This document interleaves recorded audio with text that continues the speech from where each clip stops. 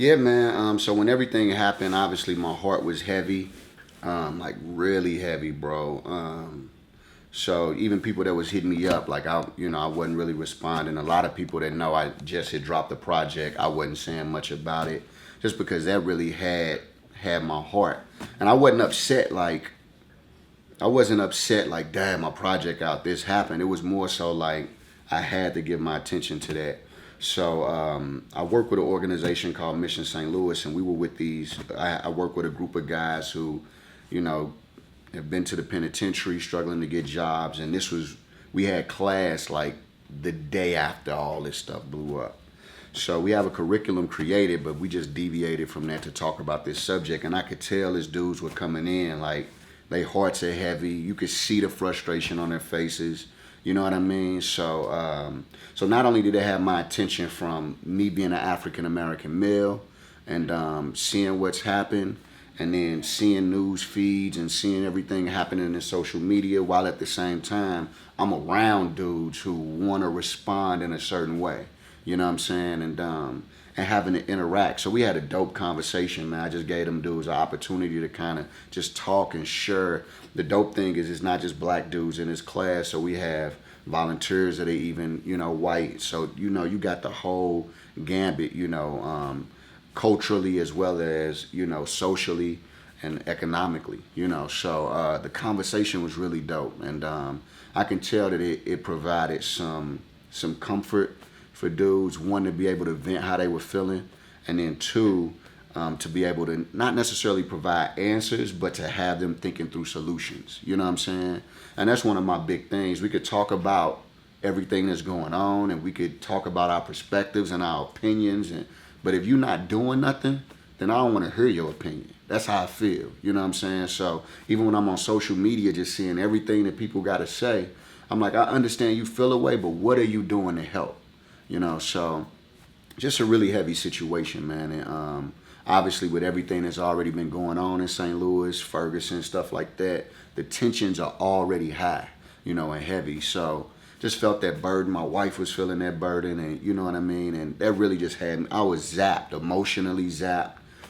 So even when you was, SO was like, man, I'm gonna you were trying to hit me up for me to send y'all singles, and I just was like, man, like, this is, although that makes me want to write from time to time, really what it makes me want to do too is put boots to the ground, because it's only so much a song can do. You know what I'm saying? Like, I want to be with the people that's ready to do something, because this just happened. So I'm around dudes having conversation with dudes who like, man, I'm pissed off. Like, I'm thinking like, man, I could do whatever right now. Like, these are the dudes who might have a bad day, and you never know like how they might be feeling and what they might do to police officers, you know what I'm saying, or what they might be doing just in their neighborhood, just period. So that's really where my heart was with all of that, man. So yeah, so one thing was just letting them vent. The other thing was really asking them, posing the questions for them to think through. So I didn't try to give a lot of answers on the front end. Some of it was, well, what can we do? Like, what can you do? And it was interesting when you start there and you just get dudes' wheels turning, a lot of the things you would say, they say. So one of the dudes was like, man, this just really make me think about how can, this was one of the guys that had done 4-5 years in the penitentiary. He was like, it make me think about what can I do with myself that begins to have impact on people next to me. You know what I'm saying? So it made him look in the mirror. So that was his solution. I need to start working on me.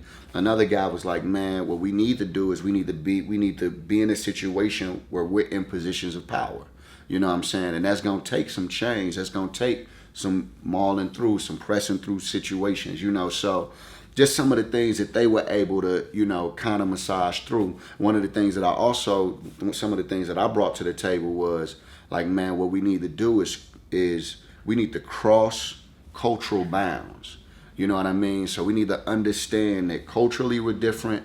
We need to enter into different worlds. So we need to understand the world of the police officer. He needs to understand the world of a dude who has nothing, who has come from nothing. We need to understand the world of a guy from the suburbs who's white, and he sees police officers as they protect and serve. And when you come from the inner city, a lot of times you don't see the police as they protect and serve. You see them as enemies. Well, why do they see that like that? So really, one of the solutions I gave was we need to enter into each other's meta narrative, right? Because we all have unconscious biases. We have biases that we don't have to think in order to act on those biases. So we need to identify those biases, right? And then share with each other our narrative. And when we begin to understand each other's narrative, it changes the whole fabric. I taught one class with a group from Concordia, some of the professors. I taught some of the professors and some of the teachers and things like that. And it was a mixed group of people. And one of the white ladies was like, I just don't understand, why y'all feel this way towards the police. And one of the black ladies was like, well, for me, she said, I have to teach my kids. Now, I teach them to I teach them to listen to authority and obey authority. But I have to also take it a step further and teach them that if you don't obey authority, it might get you killed. It might not get Billy killed, but it will definitely probably get you killed. So, and the white lady was like, wow, I never thought of it like that. You know what I'm saying? She like, I never taught that to my kids, that it's possible that a police officer might kill you. You know what I'm saying? And you may not even necessarily be in the wrong. So just leading some of those conversations and sparking some of that to happen in the city amongst people in different places and, different ladders, so. Yeah. So the church I went to was called Parkview, really dope church. Shout out to Parkview. Learned a lot while I was there, but the church itself definitely lacked diversity. You know what I mean? And we were primarily working with kids who were from Chicago, but our church didn't reflect those kids or their culture. You know what I mean? So I remember having a conversation with one of the elders, and this a guy, solid dude, and he just was like, man, I just don't get it, Json. He was like, why would a dude, sell drugs? Why? Like, and he was being honest, like he couldn't get it. And he made the statement that my father made every time I woke up. My father made me make the bed before I left the house. He made me, you know what I mean? And I said, well, that's one issue. Ain't no fathers around to make nobody make the bed before they leave. You know what I'm saying? So you have the father that's not present in the home. You know what I mean? You have vacancy. You have poverty all around you, and it creates a sense of hope, of hopelessness. So being able to have conversations like that was great. And it's important how large the gap is of understanding. There's a dope statement that I heard somebody make, and the statement is, knowledge is not understanding. So knowing does not mean you understand. So knowing somebody sells drugs doesn't mean you understand why they do it. You know what I mean? And I think in order to bridge some of these gaps of what we're seeing happen globally, it's going to take some of those conversations and us being willing to understand each other in those ways. I would say, man, the most beautiful thing is you could start on a basic level.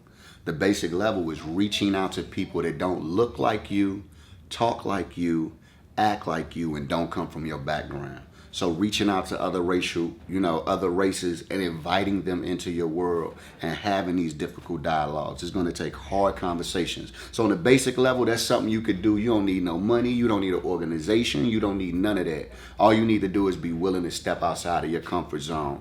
If you have a friend that's African American, call them and say, man, look, I really would like to spend some time just us conversating over these next few months. And I want to understand, you know what I mean, the fabric of what you come from. You know what I'm saying? So I think that's on a basic level. That's just something that anybody could do.